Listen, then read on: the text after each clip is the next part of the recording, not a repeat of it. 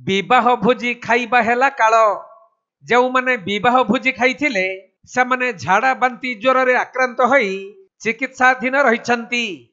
एपरिकी 200 रु ऊर्ध्व लोक माने आक्रांत होइतबा बेले पिलाठू वयस्क पर्यंत समस्ते असुस्थ होई पड़िछंती। तबे विशेष करी जो माने विवाह भोजी रे आमिष खाइथिले सही माने ही झाड़ा बांती ज्वर रे आक्रांत होइछंती। कोन हेची पुला के एंचो कोठी को हेतला झाड़ा होउची बांती होउची मुंड कोन भोजी खाई कि सब एमिति हेची। कोदिन भोजी हेतला पर दिन रविवार अच्छा भोजी खाई कि एमिति झाड़ा बांती पेट काटुची मुंड बिंधा होउची थरु थर ज्वर भी आछी। केते लोक हेत प्राय गाँ सारा सर हम तो बोहू माने हम को जानिछु गाँ केते लोक अछंत बोली। कोन असुविधा कोठ होईची कोन सर हम कहि पानी जानि पानी बोधे आमिष खाई कि बोधे एमिति हेची।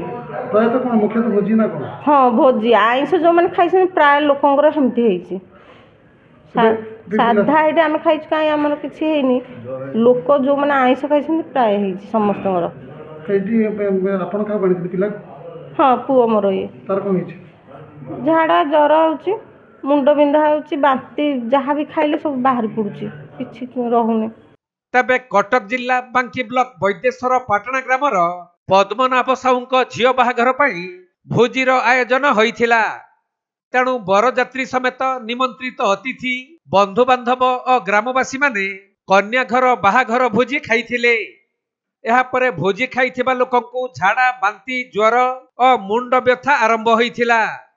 एपरिकी 200 रु ऊर्ध्व पिलाठू वयस्क समस्ते एथिरे आक्रांत होई चिकित्साधीन अछंती। सेपटे गाँव रे कैंप करी स्वतंत्र डाक्तरी टीम रही आक्रांत मानकु सेवा जोगाई देउछंती। आमे जो मु हले डाक्टर लोकनाथ पात्र कटक जिला जनस्वास्थ्य अधिकारी आमे जहाँ खबर पाइलु ये गाँव रे गोटे भोजी खाई आमे सस्पेक्ट करूँ गोटे भोजीर खाद्य खाई जो मैंने भोजी खाई झाड़ा रोग आक्रांत होती किंतु वर्तमान परिस्थिति नियंत्रणाधीन अच्छी।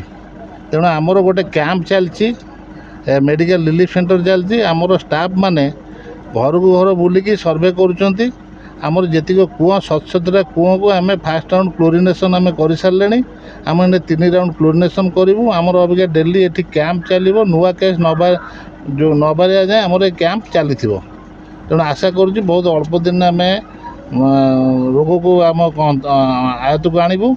जदि ये केस जदि किसी असुविधा है ताले आम नियरेस्ट आमर स्वास्थ्य केन्द्र जोड़ा अच्छी प्राथमिक स्वास्थ्य केन्द्र वैद्येश्वर सेठी आमर लोकों उन्नत स्वास्थ्य सुविधा भी मत जोगाई पर प्राबंध आम करके जाऊे।